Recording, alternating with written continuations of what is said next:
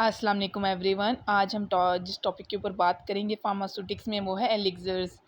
तो अगर इसकी डेफिनेशन देखी जाए, एलिक्सर्स होते हैं clear sweetening flavouring hydro alcoholic solution intended for oral use.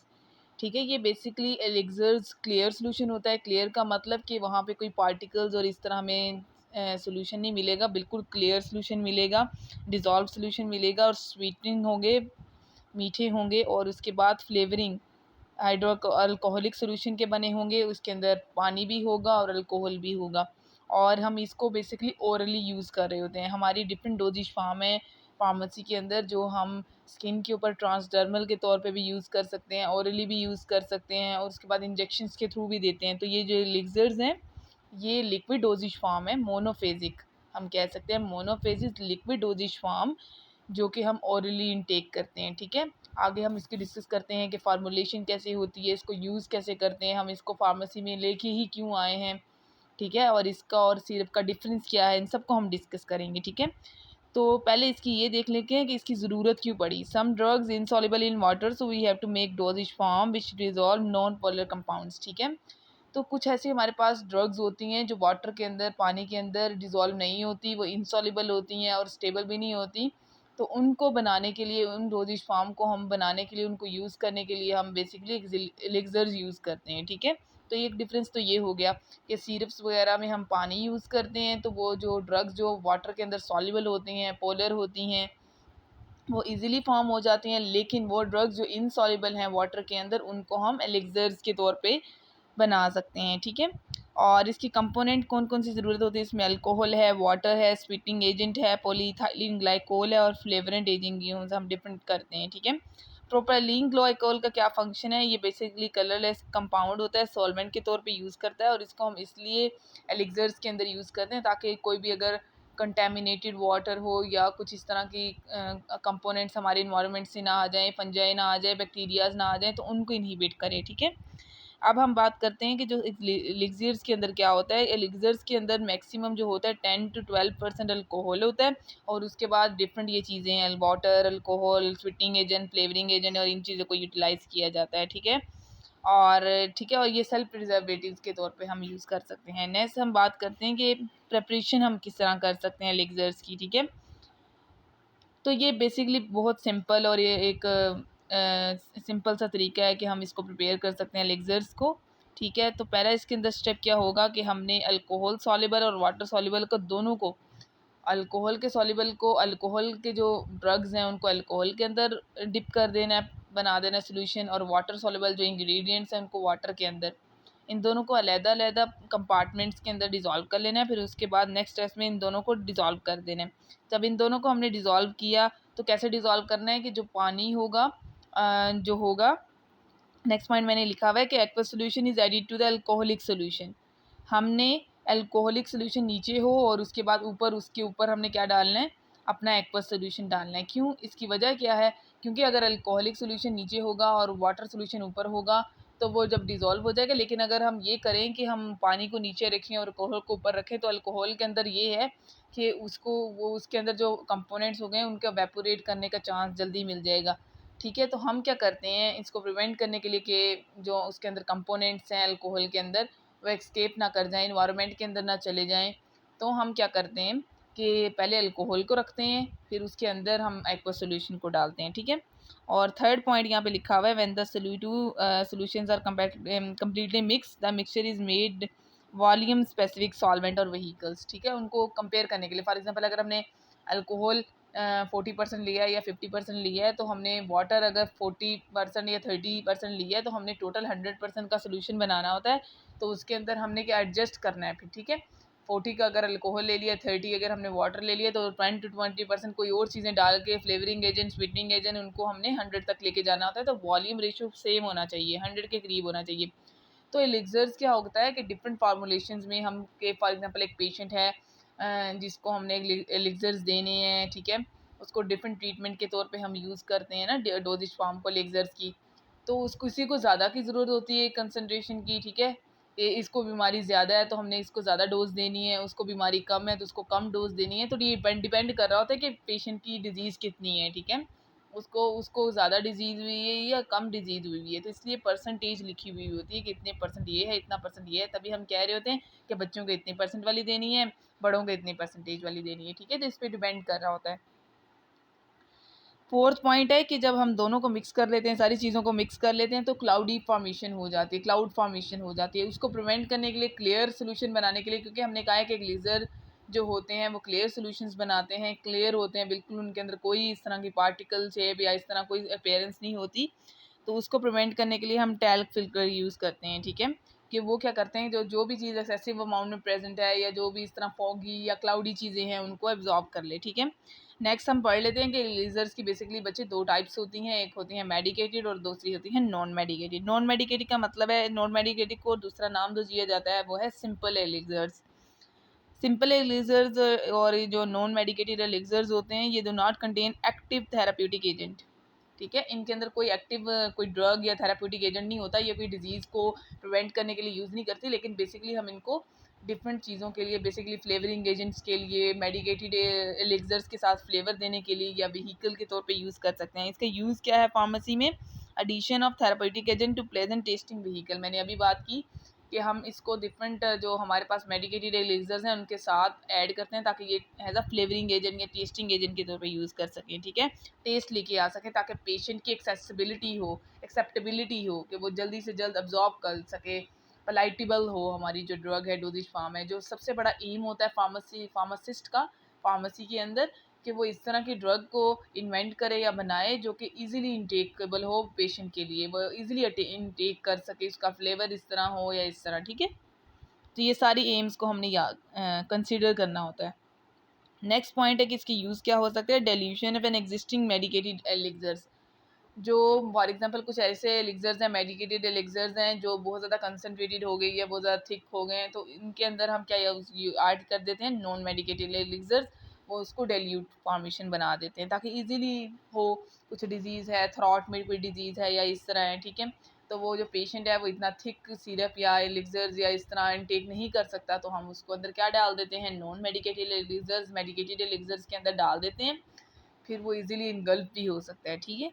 तो ये डिपेंड कर रहा होता है डिजीज़ पे और इन चीज़ों पे। नेक्स्ट हम डिस्कस कर लेते हैं कि एग्जांपल्स कौन सी हैं नॉन मेडिकेटेड की। तो जो मेन एग्जांपल है वो है एरोमेटिक एलिक्सर्स, जो जिसके अंदर परफ्यूम्स आ जाते हैं, benzyl aldehyde elixirs, and then third है आइसो अल्कोहलिक एलिक्सर्स। इनको आप याद कर सकते हैं।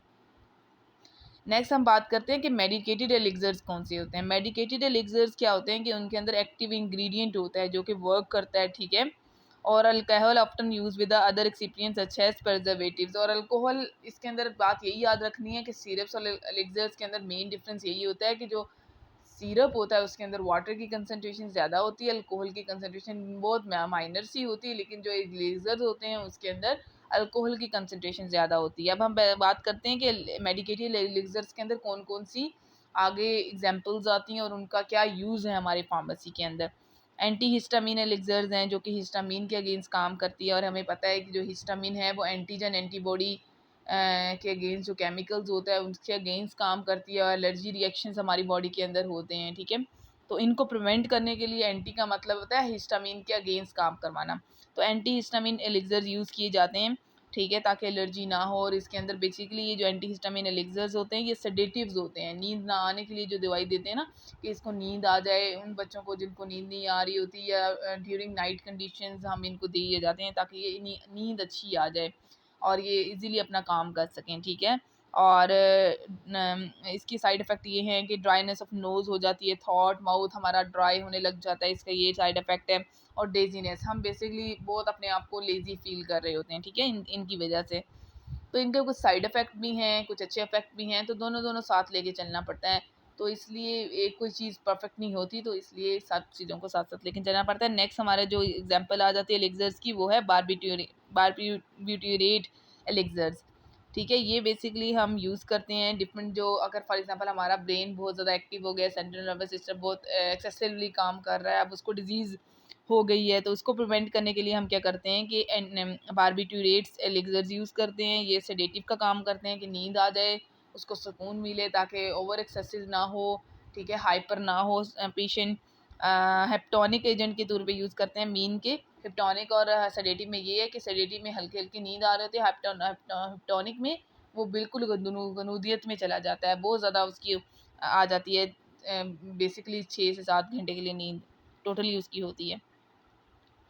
ग्रेटर डोज इसलिए रात के टाइम दी जाती है, हम बारबिट्यूरेट्स ग्रेटर डोज भी दी जाती हैं, लेसर डोज की फॉर्म में भी दी जाती हैं। मैंने पहले आपको बताया डिपेंड अपॉन द डिजीज़ और ये कंडीशंस कि उसको लेस डोज देनी है या ज़्यादा डोज देनी है। तो हम ये कंसिडर करते हैं कि बारबिट्यूरेट जो एलिक्सर्स हैं उनको हम जब दिन के टाइम कोई उसकी सिरप्स दें, एलिक्सर्स दें, उनको मेडिसिन दें कि 1 चम्मच लेना है, 2 लेने हैं, तो उसकी कम डोज़ दें, ठीक है? उसकी कम डोज़ दें, 1 चम्मच दें ताकि उसको कम डिज़ीनेस हो, कम नींद आए ताकि वो काम भी कर सके, ठीक है?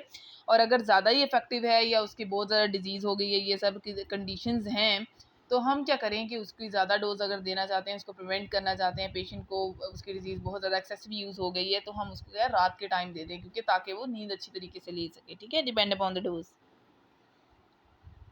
नेक्स्ट हम बात करते हैं एलिक्सर्स की, जो एग्जांपल में आते हैं वो हैं डेक्सटोनिक एलिक्सर्स। ये basically cardiotonic glucoside obtain from the leaves, basically ये लीव से ऑब्टेन की जाते हैं और ये बहुत ज़्यादा डेंजरस होते हैं, ठीक है? जहर है। एक बात आपको ये बता दूं कि जितनी भी ड्रग्स हैं वो सारी हैज़ अ पॉइजनस ही काम कर रही होती हैं, डिपेंड अपॉन जब तक कि हम उसकी डोजेज फॉर्म ना बना लें कि कितने परसेंट हमने इसके अंदर डालना है, ठीक है? वो सारी हमारे लिए पॉइजन ही है, लेकिन हम उसको अफेक्टिवली डिफरेंट चीज़ों को ऐड मिक्सअप करके उसको अफेक्टिवली बॉडी के अंदर यूज़ करते हैं ताकि उसके हम डिफरेंट ट्रीटमेंट्स के तौर पे यूज़ कर सकें। क्योंकि जो डिजीज़ हमें हुई है बेसिकली वो भी तो हमारे लिए डेंजरस है, तो उसको डेंजरस से ही ख़त्म किया जा सकता है। कोई मुश्किल चीज़ को जो आपके सामने टक्कर देगी वो भी तो थोड़ी सी वो होनी चाहिए ना। तो इसलिए जो चीज़ आपको प्रिवेंट कर रही होती है वो भी थोड़ी टॉक्सिसिटी कॉज करती है आपकी बॉडी के लिए, ठीक है? और डिफरेंट चीज़ें हो जाती हैं लेकिन उसको हम प्रिवेंट कर सकते हैं, ओवरकम कर सकते हैं, ठीक है? तो इसलिए दी जाती हैं। उसके बाद इसको केयरफुली डोज को देना चाहिए और इस तरह फिर उसके बाद हम बात करते हैं कि एलिक्सर की एडवांटेजेस क्या हैं और डिसएडवांटेजेस क्या हैं। एडवांटेजेस अगर देखा जाए तो ये सेल्फ प्रिजर्वेटिव्स हैं, ठीक है? स्टेबल हैं, इसके अंदर अल्कोहल ज़्यादा क्वांटिटी में है तो इसलिए ये ज़्यादा स्टेबल है एज़ कम्पेयर टू सिरप्स, ठीक है? और better able to maintain both alcoholic and water soluble compartment, क्योंकि इसके अंदर वाटर की भी कंसनट्रेशन है, अल्कोहल की भी है, तो जितनी भी ड्रग्स जो वाटर और अल्कोहल दोनों के अंदर मिक्स हो सकती हैं हम इनके अंदर मिक्स कर सकते हैं, ठीक है? और थर्ड इसका जो बहुत इंपॉर्टेंट एडवांटेजेस है वो ये है कि ये सिंपल तरीके से हम बना सकते हैं, कोई हमें डिफ़िकल्ट और इस तरह स्टेबिलिटी का और इनका प्रॉब्लम नहीं होता क्योंकि अल्कोहल है वो खुद भी स्टेबल है, सेल्फ प्रिजर्वेटिव है, उसको प्रिजर्व करने के लिए हमें और चीज़ें भी नहीं डालनी पड़ेंगी। और हमारा जो एम होता है फार्मासिस्ट का वो ये होता है कि हम सिंपल तरीके से कोई अच्छी सी ड्रग्स बना लें, डोजेज फॉर्म बना लें ताकि पेशेंट भी उसको एक्सेप्ट कर सके, उसकी जो है ये प्राइज़ मनी भी थोड़ी कम हो, ठीक है? और सिंपल तरीके से बनाई जाए और ईज़िली इनटेक के ली जाए, तो इन सब चीज़ों को कंसिडर किया जाता है। नेक्स्टली ये ईज़िली एडमिनिस्टर की जाती है पेशेंट को, मीन के पेशेंट को आसानी से समझाया जा सकता है कि आपने इतनी डोज़ देनी है और इतनी नहीं। डिसएडवांटेजेस इसके बेसिकली ये हैं एलिक्सर्स के कि जो पेशेंट जिनको अल्कोहलिक से एलर्जी है या वो इस तरह इनटेक नहीं कर सकते, उनको प्रॉब्लम है कोई, तो फिर उनके लिए ये सूटेबल नहीं है। नेक्स्ट जो इसका डिसएडवांटेजेस आता है वो है कि ये लेस इफेक्टिव दैन सिरप है, मीन के ये थोड़े से कम टेस्ट में होते हैं एज़ कम्पेयर टू सिरप्स। होता है इनका भी टेस्ट स्वीटेंड होते हैं लेकिन जो सिरप्स होते हैं वो ज़्यादा मीठे होते हैं, ठीक है? As compare to elixirs. तो इसका बेनिफिट भी है, डिसएडवांटेजेस भी है। वो पेशेंट जिनको मुश्किल हो रही है कि हमने ड्रग नहीं लेनी तो वो सिरप्स तो इनटेक कर सकते हैं लेकिन एलिक्सर्स उनके लिए बेस्ट नहीं है।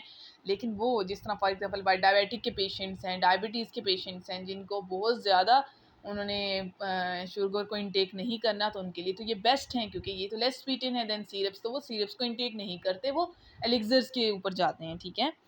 तो एलिक्सर्स और सिरप्स के अंदर हम थोड़े से डिफरेंस देख लेते हैं। एलिक्सर जो होते हैं वो होते हैं, ये हमने दोनों में इंटरचेबल कर लिया, सॉरी ये सिरप्स इधर आना था, एलिक्सर्स इधर आना था।